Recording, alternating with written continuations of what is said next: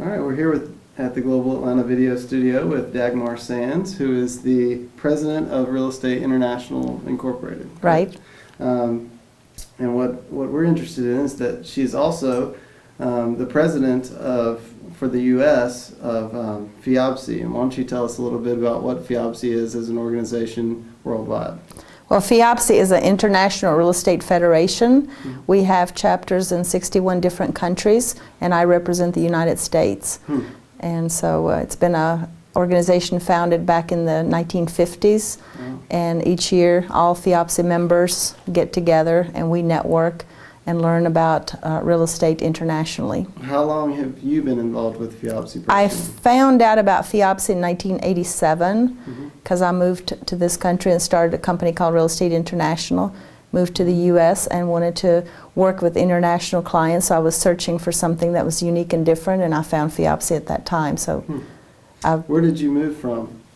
I was born and raised in Czechoslovakia, and I moved to this country when I was a teenager from the Czech Republic.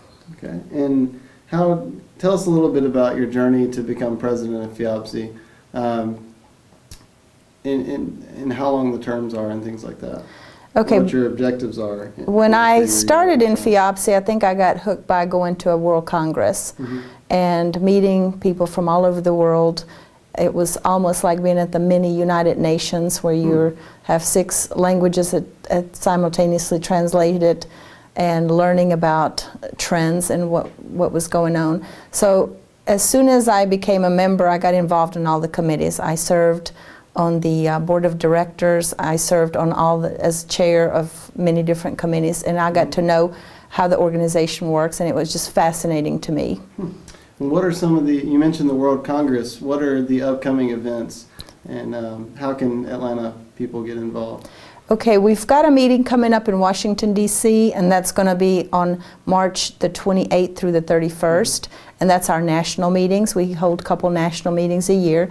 Then we have the World Congress coming up in May, which is going to be May the 28th through the 31st, and that's going to be in Amsterdam, and the topic is about water. Which is very interesting for us. Especially since Atlanta's going through the drought. And tell us about, did you ever think that water would be something that would be of interest to you? You know, Trevor, a year ago when I heard about the water, I just felt like that's not going to do anything for my business, or it really is not a topic that is relevant to my business. However, with the drought starting, I've learned a lot about how important water is. And of course, Amsterdam is built on water, so I'm very interested in learning about the infrastructure and how it was started, and what all are the issues and what are the pros and cons of being surrounded by water. Interesting. And I guess a topic that's been pretty heavily discussed in the media, and I guess in your field as well, is the fact that as the U.S. dollar is declining, the U.S. real estate market is looking more attractive to overseas investors. Can you talk about that phenomenon a little bit? Sure.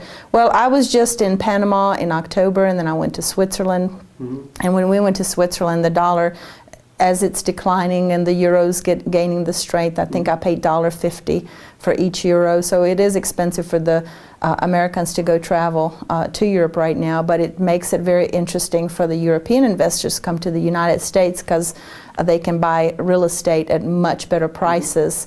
And so they are looking at United States as a safe haven, good economy, coming here and really getting good investments that will turn into great returns for them. It's interesting that you say, you mentioned the United States as a safe haven because there's been a lot of talk about possible recession. Are we going into one and are we not? And what are kind of the frontiers as far as, you mentioned the Europeans coming in and investing a lot. What are some of the other countries that you think will be emerging players in the foreign direct investment in the real estate industry? Well, right now I personally have seen a lot of the Europeans, the Swiss banks, the Germans, and the Europeans coming here. England, for instance, is very strong investing in the United States. And then Koreans. Atlanta is really gaining a lot of Asian population, especially up north in Alpharetta, Johns Creek, Gwinnett Mall area. And you see all the signs going up, businesses. I work with a lot of churches, and I've seen churches really mushroom all over Atlanta with the Korean churches, the Japanese as well. Do you see, so you think that Atlanta is in a good position to take advantage of a lot of this foreign investment in real estate? I'm very excited about Atlanta and the possibility it has. Number one, I moved to Atlanta back in 1968. I think Polaris was the tallest building at that time. Right now you've got all these high-rise buildings. We've got all these companies, major corporations looking at Atlanta. We have some really major key players here. In spite of what the media is portraying, I think Atlanta's very strong. The retail that's happening in Buckhead is going to be great because you're going to see a lot of people flying to Atlanta to shop here. Yeah. I've in discussions with people at different organizations around town, I've heard that there are Europeans that just decide, hey, I want to go on a shopping excursion for the weekend, and they'll fly to Atlanta, whereas it used to be New York or LA or places like that. It seems like it's picking up at least a little in Atlanta. And I see the same trend, especially with a lot of the clients that we work with. A lot of their relatives are coming here, and so Atlanta's an easy airport to get in and out of, so that's one big thing that we have going on. It's got 4 seasons here, and a lot of people like it because they can go to the ocean in 4 hours, go to the mountains, so we're surrounded with great things. So it's appealing to international. The cost of living is still a lot better than on the West Coast. Housing market is really good. I think the average house in Atlanta right now is like $274,000. So there's some really positive factors. Employers, when they look at Atlanta, they can get, we have university here, Georgia Tech, you've got University of Georgia, and Georgia State, so great job opportunities and for getting employees. How is this, I guess, at least the perception of America being a safe haven or a good market for investment from foreign investors, how has that affected your business specifically? Well, the interesting thing is right now what I find sort of comical is that a lot of sellers here in Atlanta are calling us up and saying, we want you to be the broker represent us because you're working with international clients. So they think that just because we work with international clients, they now can raise the price of their home or their little building or whatever they have just because the currency and because the Europeans think that we're such a discount for them. Is that a tenable position? Do you think? In my opinion, you still have to go through appraisals, and that's really not the reality, but it is a perception that a lot of these sellers are looking at and seeing. But they do the truth is that as well.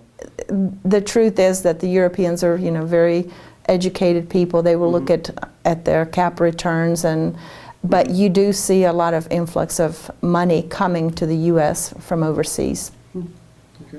Can you tell us about a little bit more specifically about what the Amsterdam conference would have to offer maybe real estate investors in Atlanta?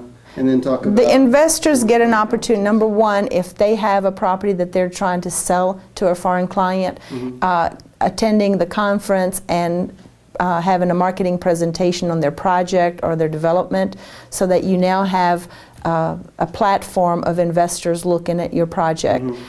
Second thing would be the networking. FIOPSI is not just real estate brokerage, even though it's the International Real Estate Federation, but you have investors, you have building owners and managers, you have the commercial brokers, you have appraisers. So you get a exposure to a lot of different clients and a lot of different prospects that may buy your building or bring a client to buy your building. It's a great networking because you learn about the trends worldwide. It's an opportunity to see, what's going on in Europe right now. Would you be the person to get in contact with if people wanted to go, or would they? If they would like their property to be presented at the Congress, then they could contact me and we could include it in our marketing presentation or represent their property there. Or we also can market their property on our FIOPSI website. We do marketing presentations on the website. So the property would not be advertised just in the Atlanta area, but nationally and internationally. And we can also focus on specific investors so that if they want to feature their properties strictly to people from Thailand or Korea, then we could target just that particular country. Wow, that's very interesting.